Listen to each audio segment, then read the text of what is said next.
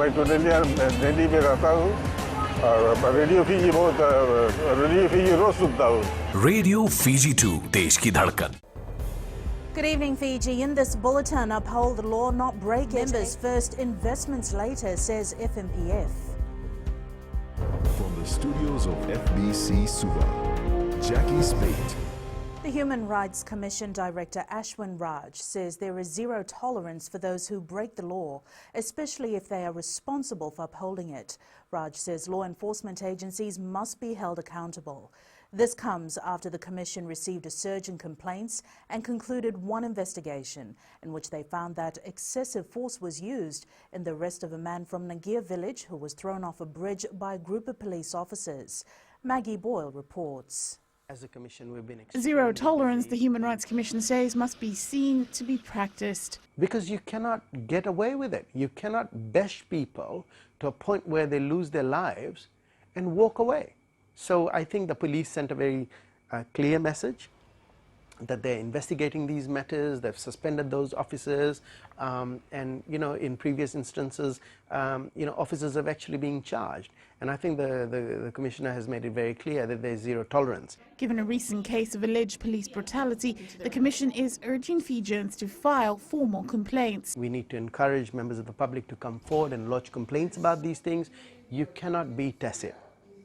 If you've been wronged by law enforcement agencies, if you've been brutalized or terrorized and all of that, you can't be quiet. The Commission also stressing that turning to social media is not the answer. What's really important is thorough, independent investigation, upholding the rule of law, ensuring that there's compliance with human rights standards and norms and all of that, because all of the commentary on the social media is not going to give justice. Meanwhile, the Human Rights Commission has also seen a surge in domestic violence cases as well as sexual violence cases in the wake of COVID-19 restrictions. Maggie Boyle, FBC News. Protests in the U.S. sparked by the police killing of George Floyd are spilling into the 8th night.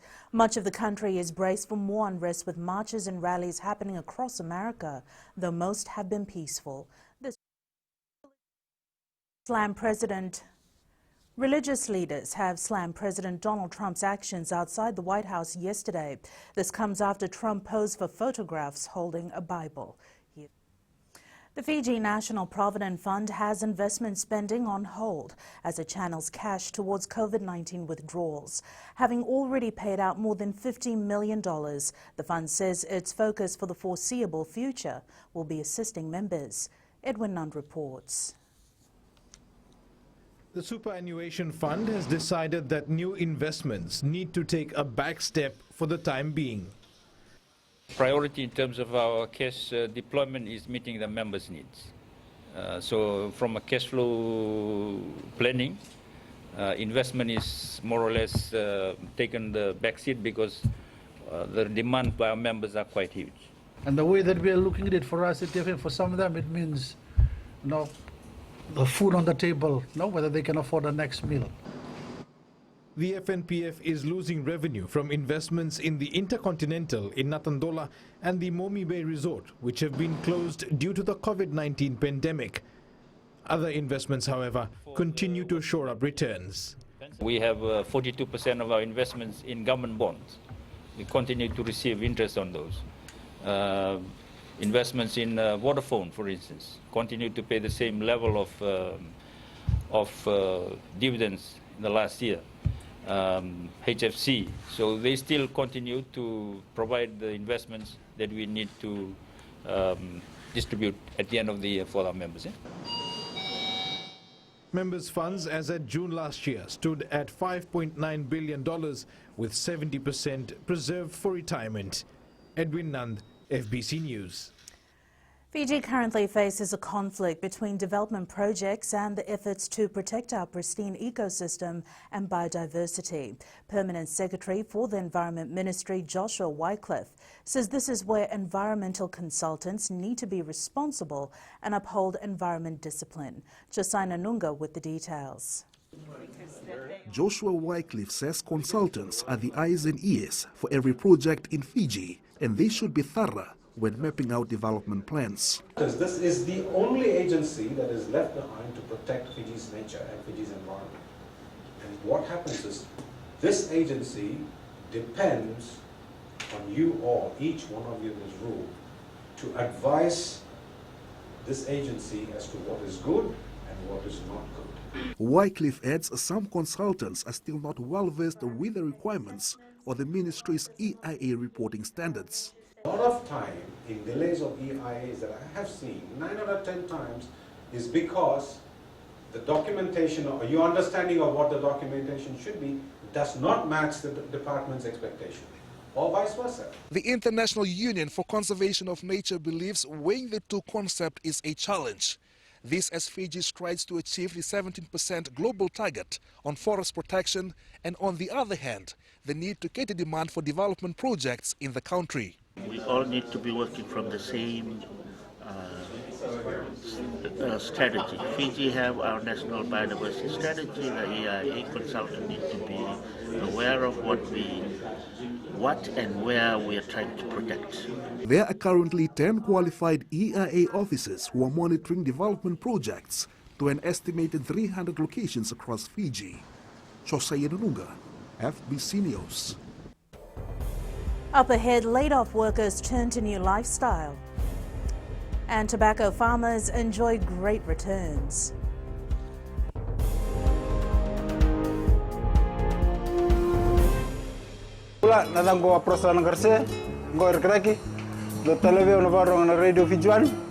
Radio Fiji 1 Nandomo Iviti.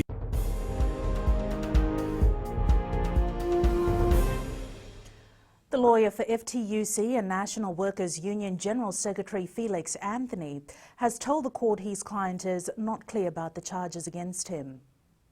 Anthony appeared in the Suva Magistrates Court this morning, charged with committing a malicious act in spreading false news by word of mouth. This was in relation to the expiry of Water Authority of Fiji's workers' contracts. Anthony's lawyer has been given time to seek representation to the Office of the Director of Public Prosecution. The magistrate says communication should be made before the next hearing date, which is on the 10th of next month. Venturing into a market business can be a challenging start, but it's the only option for many who have lost their jobs due to COVID-19. FBC News visited the supermarket today and spoke with Fijians who have been laid off and are facing a daily struggle to make ends meet by selling fresh produce. Kelly Vadala reports. 59-year-old Walesi Nakarawa was a port worker pre-COVID-19, but as sheep stopped coming to Fiji, his job went with that, making him look for other means of income generation. The company started reducing the number of working days, and then slowly I was laid off because there was no ship stopping by the port. I miss my work, but sadly I have to think of my family at this time. For Timothy Morodha, a former Fulton Hogan employee, losing his job has seen his survival instincts kick in. I buy 2 dozens of pineapples from a vendor here and cut it up, put it in a container and go around selling it to the public. $2 for a slice. I am still grateful that I am earning. I've been here for more than 10 years and I know when there's new vendors. Majority of those laid off from their respective workplaces come in the weekends to sell. Even though it's not been easy venturing into a new area, it has paid off for them and also those who have been there before them. For many of these existing market vendors, business has been a boost for them, as majority of laid-off workers that are now venturing into the same business are ordering fresh produce from them. Most of those who have lost their jobs are coming to buy from us and then reselling it again. During such difficult times, majority of these new vendors remain grateful that they're able to earn a living and are trying out new business ideas in the new normal. Kelly Vadala, FBC News. Tobacco farming continues to grow in the country as more Fijians are now venturing into the business. FBC News was today taken on a tour by the British American Tobacco to farms in Singatoka. As Felipe Naikaso reports, a majority of the tobacco farms are located in the Singatoka area, which is at least 400. For many in the salad bowl of Fiji, tobacco farming has become popular as it only takes 4 months to harvest. I've been planting tobacco for more than 20 years now, and it's a good cash crop as I would get around $7,000 after every harvest. Even with the current situation of COVID-19, these tobacco farmers say they have not felt the effects from the pandemic, as there is still a high demand in the tobacco industry.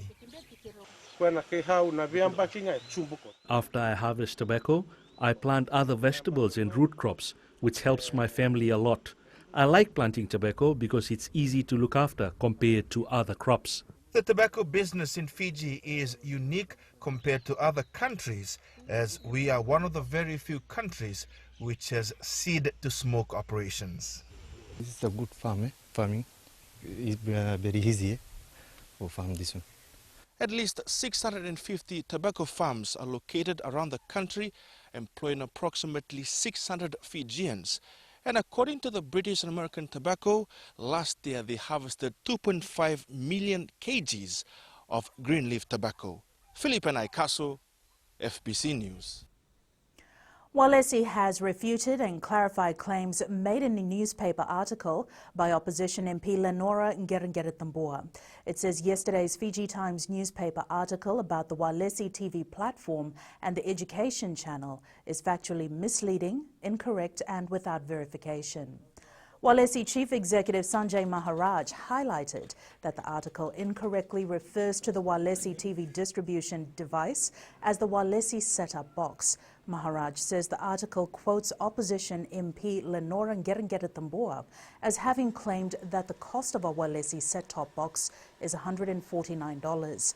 He says that this is incorrect, as the maximum retail price of a Walesi set-top box is $99, adding that article also fails to acknowledge the Fiji government subsidy scheme. Walesi says the newspaper and the Member of Parliament also failed to mention the other mediums to access Walesi services, as its services can also be accessed through the Walesi mobile device app and the Walesi satellite service. We have sought comments from the Fiji Times, who are yet to respond. And on that note, it's business time now. Thanks, Jackie. Coming up in business tonight, Banga Resort resorting to locals. And popular rental car business goes under. Stay with us.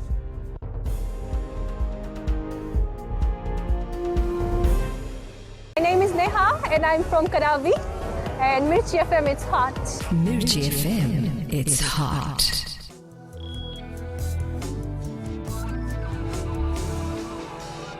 The unexpected market shift brought about by the spread of the global pandemic has forced hotels and resorts to steer the focus to local markets. After losing 95% of its overseas bookings, the Banga Lagoon Resort is now working on attracting local guests.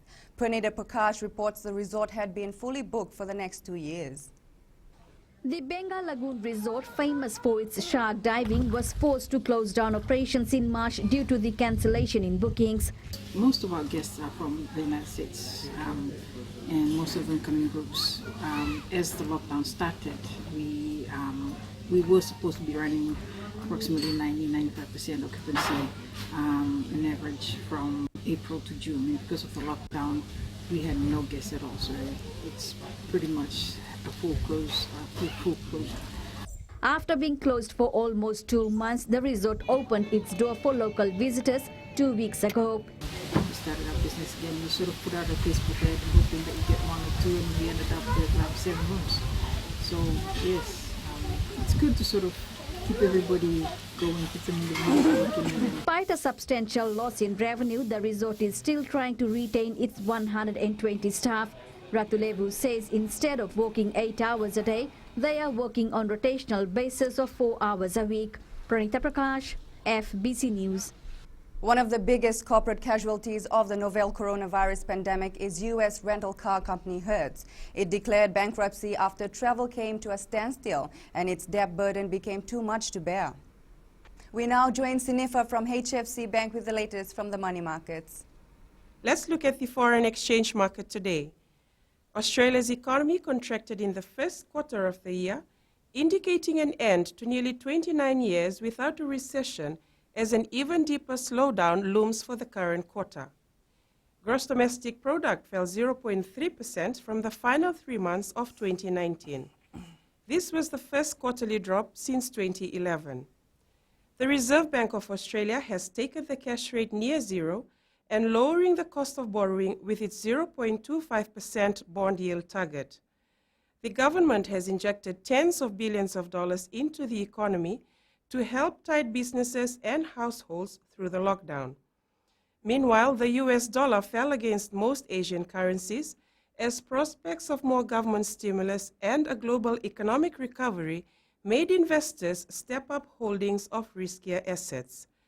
The greenback also fell against the British pound and nursed losses against the safe haven Swiss franc as investors pondered mass protests against racism spreading across the United States. That's all from HFC Bank for now. Vinaka. Turning to today's exchange rates as set this morning, the chaotic foreign exchange markets continue to react of world events. The Fiji dollar made gains today against the Chinese yuan and the US greenback, as well as the PNG kina, the euro and the Japanese yen. However, the Sangomoli was down versus the Aussie and Kiwi dollars. Commodities were mixed. The price of crude oil showed a strong gain, rising to just under $38 per barrel.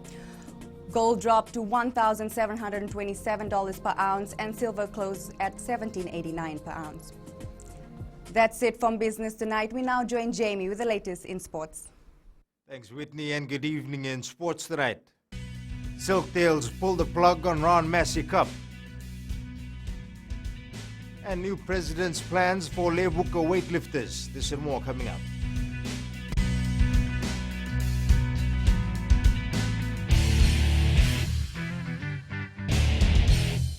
Bola, I'm Miri, I'm from Lotoka and I love Gold FM because they play all my classic hits. Gold FM, only the classic hits.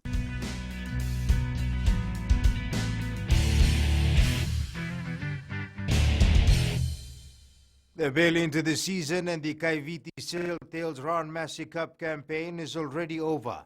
After a convincing win on debut in Lautoka 2 months ago, the Silktails season has ended due to challenges brought on by the pandemic. Aquila Dama with the details.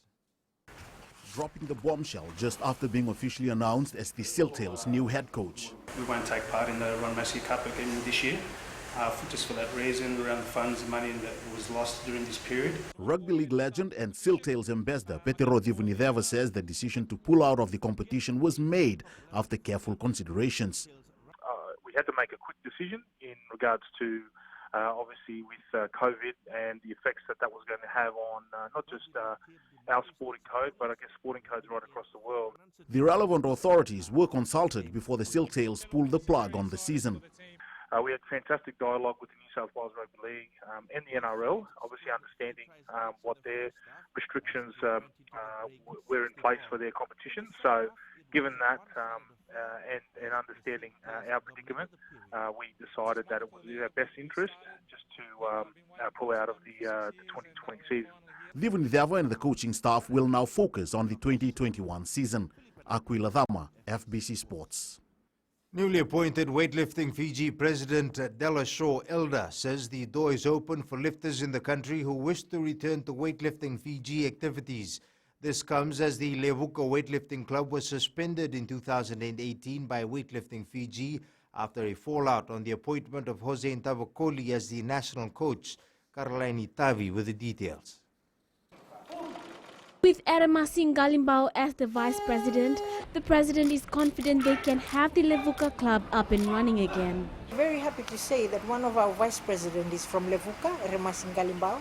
So Levuka is up and going. We welcome all athletes if they wish to come back. We have process in place. There are process in place if they wish to come back and represent their country. Josiah Tuinamata, the new Secretary General for Weightlifting Fiji, is aware of the weight that his role carries in the organization. I think it's a way forward for Weightlifting Fiji and working with the others. I think I have big shoes to fill for being the General Secretary for a sport that has achieved a lot in the past. Shaw Elder was elected in her new role during the annual general meeting on Sunday, taking over the reins from Atma Maharaj. Shaw not only becomes the first female to hold the president's position, but over half of Weightlifting Fiji's board members are female. Karlini Tavi, FBC Sports. Raising the status of Fijian women in football, former national goalkeeper Lidhe Wangaliti now has a name down in Fiji football's history books as its first female licensed instructor. Having developed a passion for the sport in her early high school years, Wangaliti is now geared towards sharing her knowledge with upcoming football stars in the country, particularly goalkeepers. Tali Materukula with the story. Taking up the post of goalkeeping instructor came with its challenges. It's a big challenge, and I have more responsibility on my shoulders on this. But then I'm glad that I have the help of my other colleagues, development officers. My aim is to improve the standard of results in football in our country. Involvement as a coach, being a former player for the districts and for national level. She'll be doing a great contribution to women's soccer. The Warriors remarkably produced 44 consecutive completed sets in the 18-0 win over the Dragons in the NRL last weekend, finishing the game with a 47 completion rate. They are the first side in the NRL era to complete 40 consecutive sets, and according to Fox Sports, their 45 completed sets are the most in NRL history, but they still haven't convinced some.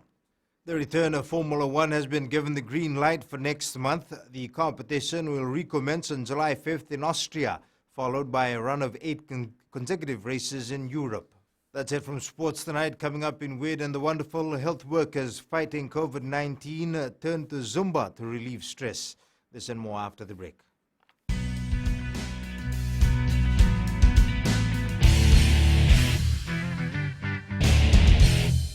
Bula, I'm Miri, I'm from Lotoka, and I love Gold FM because they play all my classic hits. Gold FM, only the classic hits. Another rainy day in Suva, nothing surprising, but Angie is here to give us a look at how it was in other parts of Fiji and the forecast for the next 2 days.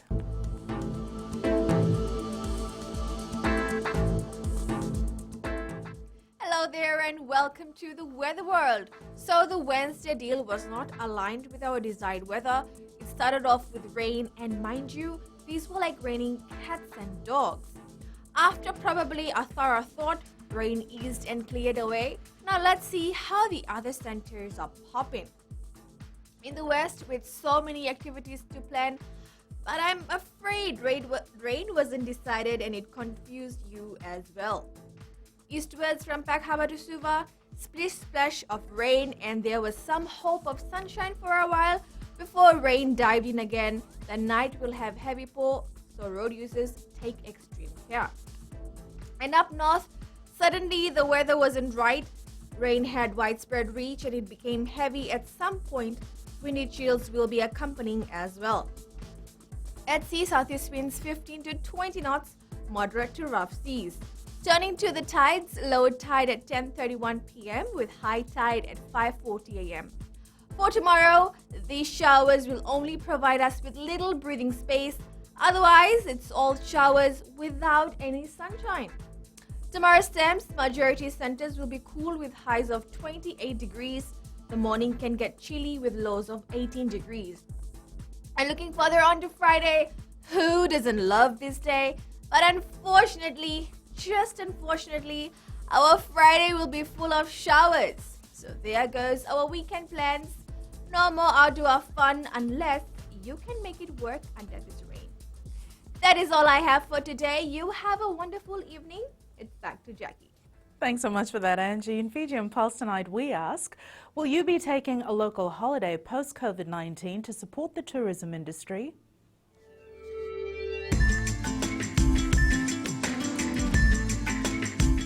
Of course, I would like to take a holiday. I can even take my wife, plus it's cheap. So, of course, yeah, it would be lovely.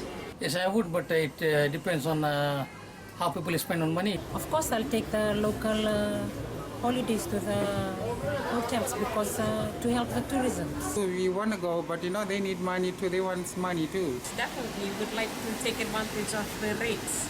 Yeah, especially at this time of the year, we don't expect to have low fees for these 5-star hotels.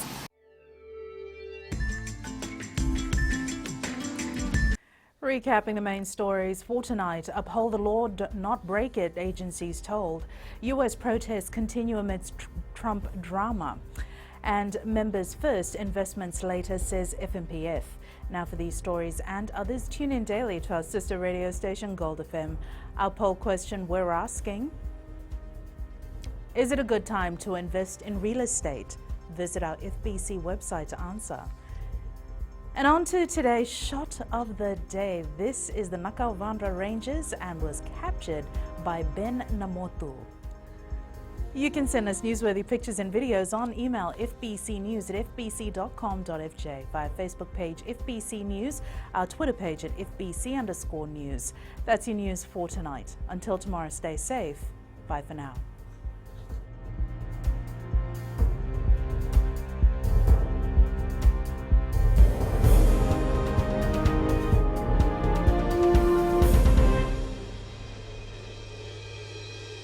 Bula, I'm Miri, I'm from Lotoka, and I love Gold FM because they play all my classic hits. Gold FM, only the classic hits.